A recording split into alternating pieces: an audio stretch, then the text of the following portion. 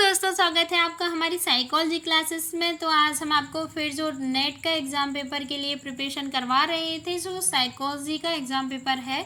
तो देखिए, जो साइकोलॉजी का कंटेंट है, जो अगर आपको साइकोलॉजी देखनी है तो अगर आप देख सकते हैं, बहुत इंपॉर्टेंट टॉपिक जो है हम आपको बता रहे हैं। यूनिट फर्स्ट है और यूनिट फर्स्ट से हम आपको मेजर पॉइंट बताएंगे जो कि बहुत ज़्यादा इंपॉर्टेंट है। अगर आप नेट एग्ज़ाम की प्रिपरेशन कर रहे हैं तो आपके लिए ये बहुत हेल्पफुल होगा। आप इसको ज़रूर देखें, ठीक है। वीडियो को लास्ट तक ज़रूर देखिएगा। अब देखते हैं, जो मैंने यूनिट फर्स्ट से आपको पार्ट 1 का वीडियो बनाया था, फिर पार्ट 2 का वीडियो बनाया था। ये जो वीडियो है वो पार्ट 3 का है, ठीक है ना। तो यहाँ पे देखिएगा, क्योंकि कंटेंट बहुत ज़्यादा है तो हम आपको यहाँ पे एक एक पार्ट से वीडियो बना के दे रहे हैं, जिससे कि आपका ज़्यादा टाइम का ना बने, ठीक है ना। तो यहाँ पर आप देख सकते हैं, पिछले वाले जो पार्ट 2 था उसमें मैंने ये वाला जो मेजर पॉइंट है वो आपको बता दिया था कि प्रयोगकर्ता जिन चरों को प्रयोग के दौरान नियंत्रित करके रखता है उसे बहिरंग चर कहा जाता है, ठीक है ना। तो ये वाला पॉइंट मैंने आपको पार्ट 2 में बता दिया था। अब इसके अगला पॉइंट देखते हैं। देखिए, अगला पॉइंट है, स्वतंत्र चर में प्रयोगकर्ता 2 विधियों द्वारा जोड़ तोड़ करता है, ठीक है। पहली विधि वह है जिसमें वह एक समूह में स्वतंत्र चर उपस्थित करता है तथा दूसरे समूह में स्वतंत्र चर को अनुपस्थित रखता है, ठीक है ना। अब यहाँ पे देखिए, आपकी अभी ये 2 लाइन जो है मैंने रीड की हैं और इनमें से हम आपको बताते हैं। देखो, यहाँ से भी आपका एक क्वेश्चन बनता है। क्वेश्चन क्या बनता है? क्वेश्चन बनता है कि स्वतंत्र चर में प्रयोगकर्ता किस विधि में एक समूह में स्वतंत्र चर उपस्थित रखता है। तो आप क्या बताएंगे कि पहली विधि में, ठीक है ना। तो विधि कितनी होती है? 2, और उसमें किसमें? पहली विधि में। और दूसरा देखो, एक और ऑब्जेक्टिव बन सकता है कि स्वतंत्र चर में प्रयोगकर्ता कितनी विधियों द्वारा जोड़ तोड़ करता है। तो आपको यहाँ पर रखना है कि 2 विधियों द्वारा। एक और क्वेश्चन बनता है कि स्वतंत्र चर में प्रयोगकर्ता किस विधि द्वारा जोड़ तोड़ करता है, ठीक है ना। और वह देखिए, दूसरे समूह में स्वतंत्र चर को अनुपस्थित रखता है। तो यहाँ पे जोड़ तोड़ करता है, उसके बाद वो लिख देंगे कि कौन से समूह में स्वतंत्र चर को अनुपस्थित रखता है। तो यहाँ पे आपका आंसर होगा दूसरे समूह में, ठीक है। तो यहाँ पे देखिए, 3 ऑब्जेक्टिव क्वेश्चन जो है बन रहे थे। फिलहाल ये तो हम आपको यहाँ से पॉइंट में से बता रहे हैं कि इस तरीके के क्वेश्चन बन सकते हैं। और आपका जो पूरा वीडियो, जो आपका यूनिट जो है आपका पूरा हो जाएगा कंप्लीट, फर्स्ट यूनिट। तो फर्स्ट यूनिट के जो भी ऑब्जेक्टिव क्वेश्चन है वो हम आपको सभी करवाएंगे, बताएंगे, ठीक है ना। तो पूरा वो वीडियो भी हम आपको बनाएंगे और जिसमें कि आप देखिएगा, और बहुत इंपॉर्टेंट है आपके लिए, बहुत ज़्यादा हेल्पफुल होगा। अगर आप नेट की प्रिपरेशन कर रहे हैं तो आपका जो सेकेंड पेपर है साइकोलॉजी, उसके लिए बहुत ज़्यादा हेल्पफुल है, ठीक है। वीडियो में लास्ट तक ज़रूर बने रहिएगा। देखिए, आप क्वेश्चन देखिए, यहाँ पे देखिए, पढ़ते हैं। आपका जो यहाँ पर तक पढ़ दिया था, इसके बाद देखिए कि जिस समूह में स्वतंत्र चर उपस्थित रहता है उसे प्रयोगात्मक समूह तथा जिस समूह में स्वतंत्र चर अनुपस्थित रहता है उसे नियंत्रित समूह कहा जाता है। देखो, ये बात यहाँ पे समझ में आ गई होगी कि क्या है कि जो समूह होते हैं उन समूह में स्वतंत्र चर अगर उपस्थित रहता है तो कौन सा समूह होता है? प्रयोगात्मक, ठीक है, एक्सपेरिमेंटल। और अगर अनुपस्थित रहता है तो क्या होता है? कंट्रोल ग्रुप, जिसे नियंत्रित समूह कहते हैं।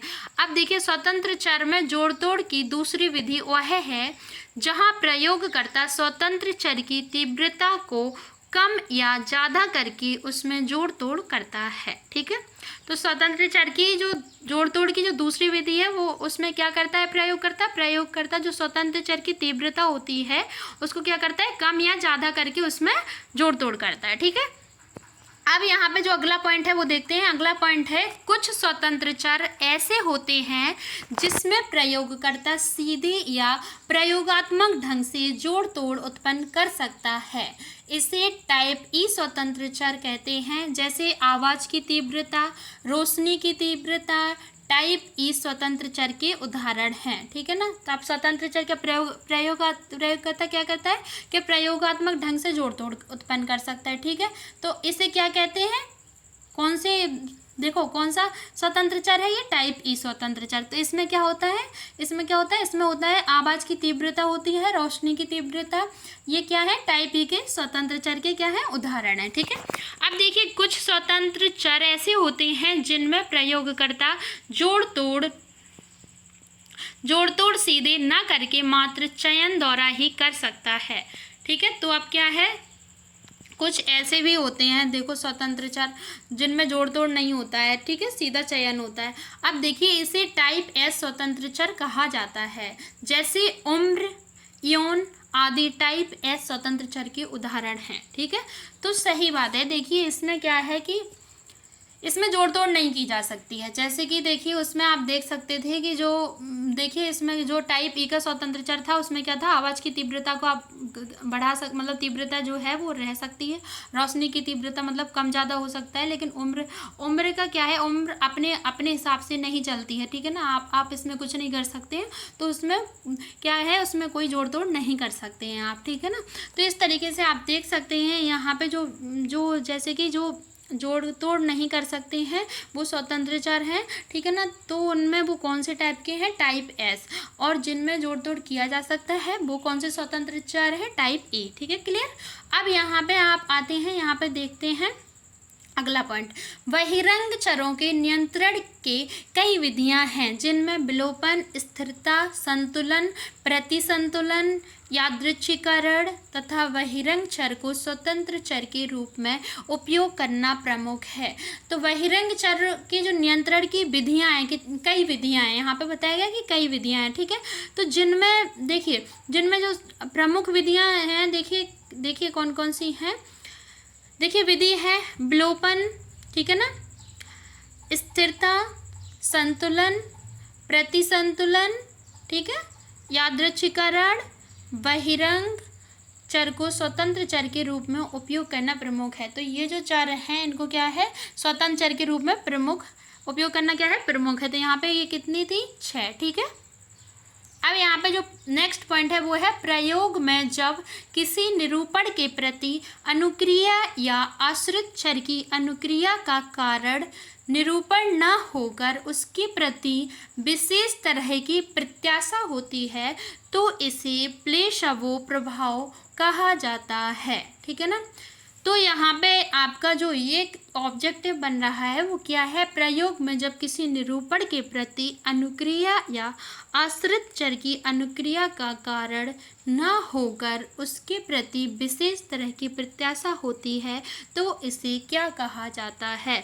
तो इसका जो आंसर है वो है प्लेशवो प्रभाव। ठीक है, ठीक है, क्लियर हो गया। अब यहाँ पे देखो यहाँ पे क्या है कि देखो जो अनुक्रिया का कारण होता है, आश्रित चर की अनुक्रिया का जो कारण निरूपण न होकर क्या उसके प्रति क्या होता है, विशेष तरह की प्रत्याशा, मतलब कि जो स्पेशल टाइप की एक्सपेक्टेशन होती हैं। ठीक है ना, तो इसे क्या कहा जाता है, प्लेशवो प्रभाव। ठीक है, अब यहाँ पे देखते हैं अगला पॉइंट है वैसा प्रेक्षण, ऑब्जर्वेशन। प्रेक्षण होता है ऑब्जर्वेशन। ठीक है, तो वैसा प्रेक्षण जो यह बतलाता है कि वैसी प्रयोगात्मक प्रयोज्य एक्सपेरिमेंटल सब्जेक्ट्स जो यह जानते हैं कि वे प्रयोगात्मक समूहों के सदस्य हैं, प्रायः उन प्रयोज्यों की तुलना में जिन्हें ऐसी जानकारी नहीं होती है, उच्च निष्पादन दिखलाते हैं को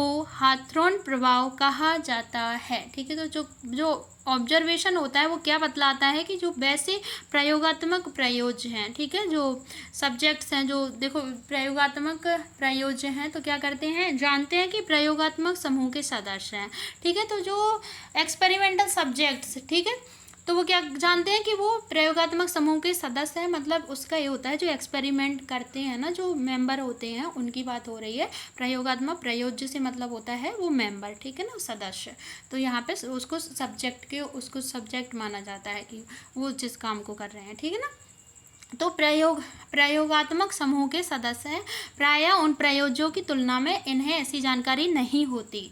ठीक है ना, तो उच्च निष्पादन दिखलाते हैं तो इनको क्या कहा जाता है? कहा जाता है हाथरोन प्रभाव। कौन सा प्रभाव होता है? हाथरोन प्रभाव कहा जाता है। ठीक है, अब आपका जो अगला पॉइंट है वो है जब प्रयोगकर्ता के पूर्व विचार ऐसे प्रयोज्यों का व्यवहार या प्रयोगात्मक परिणाम की व्याख्या प्रभावित होता है तो इसे प्रयोगकर्ता पूर्वाग्रह कहा जाता है। ठीक है ना, इसे रोजेंथल प्रभाव भी कहा जाता है। तो क्या है? जब प्रयोगकर्ता के जो पूर्व विचार होते हैं प्रयोज्यों का व्यवहार या प्रयोगात्मक परिणाम की, तो जो प्रयोज्य का व्यवहार है और जो उनका जो प्रयोगात्मक परिणाम है, ठीक है, एक्सपेरिमेंटल रिजल्ट है, तो उसमें क्या होता है कि उनकी जो व्याख्या है उसको प्रभावित होता है। ठीक है ना, तो इसे क्या कहते हैं? इसे कहते हैं प्रयोगकर्ता पूर्वाग्रह है। ठीक है, अब इसे क्या कहा जाता है? इसे रोजेंथल प्रभाव भी कहा जाता है। अब आपका आता है अगला पॉइंट। तो अगला पॉइंट देखते हैं। अगला पॉइंट है द्वय अंत प्रविधि प्रयोग, मतलब द्वय मतलब डबल। ठीक है, blind technique, double blind technique, द्वय अंत प्रवृत्ति प्रविधि प्रयोगकर्ता पूर्वाग्रह को नियंत्रित करने की भी ऐसी विधि है जिसमें न तो प्रयोज्यों को और न ही प्रयोगकर्ता को ही यह पता रहता है कि कौन प्रयोज्य प्रयोगात्मक समूहों का है। ठीक है, तो इसमें क्या है कि जो प्रयोग करता है, जो ये जो डबल ब्लाइंड टेक्निक है, इसमें क्या होता है कि जो प्रयोग करता है पूर्वाग्रह को नियंत्रित करने की ऐसी विधि है कि इसमें न तो प्रयोज्यों को प्रयोगकर्ता को यह पता नहीं रहता है कि प्रयोगात्मक समूहों का प्रयोज्य कौन है। ठीक है ना, अब देखिए नियंत्रित समूह का कौन है। ठीक है, अब जब दोनों में अर्थात प्रयोज्य या प्रयोगकर्ता में से किसी एक को प्रयोज्य की स्थिति का पता रहता है तो इसे एकांकी अंध प्रविधि मतलब सिंगल ब्लाइंड टेक्निक कहा जाता है। अब ऐसा मान लो अगर किसी को पता है कि अगर ऐसा होता है तो अगर पता है कि प्रयोगात्मक समूह का कौन सा सदस्य है और नियंत्रित समूह का कौन सा सदस्य, अगर उनको पता होता है तो इसे क्या कहा जाता है? एकांकी अंध प्रवृत्ति, जिसे सिंगल ब्लाइंड टेक्निक कहते हैं। ठीक है, अब आपका जो अगला वाला पॉइंट है, तो अगला वाला पॉइंट क्या है? अगला वाला पॉइंट देखते हैं। अगला वाला पॉइंट है केस अध्ययन विधि। तो केस अध्ययन विधि एक ऐसी अध्ययन विधि है जिसमें एक या कुछ व्यक्तियों का प्रेक्षण एवं गहरा अध्ययन, साक्षात्कार तथा मनोवैज्ञानिक परीक्षण आदि के माध्यम से किया जाता है। तो जो केस स्टडी मेथड होता है वह क्या है? एक ऐसी विधि है कि अध्ययन विधि जिसमें क्या होता है कि कोई एक व्यक्ति या कुछ व्यक्तियों का क्या है जो गहरा अध्ययन किया जाता है ना, जो प्रेक्षण है वो कैसा है? गहरा। ठीक है, गहरा किया जाता है। तो यहाँ पे देखिए जो साक्षात्कार और मनोवैज्ञानिक परीक्षण, तो साक्षात्कार का मतलब ये है कि जो इंटरव्यू होता है, ठीक है ना, जो आमने सामने से बात करके आप उनकी जानकारी लेते हैं और मनोवैज्ञानिक परीक्षण भी करते हैं, उनके माध्यम से किया जाता है, साइकोलॉजिकल टेस्टिंग के द्वारा भी। ठीक है, क्लियर। अब यहाँ पे अगला पॉइंट है आपका स्वाभाविक परीक्षण। ठीक है ना, एक ऐसी विधि है जिसमें व्यवहारों का रिकॉर्डिंग प्रेक्षण एवं अध्ययन एक स्वाभाविक परिस्थिति में होता है। ठीक है ना, तो जो स्वाभाविक प्रेक्षण है वो कैसी विधि है? उसमें क्या होता है?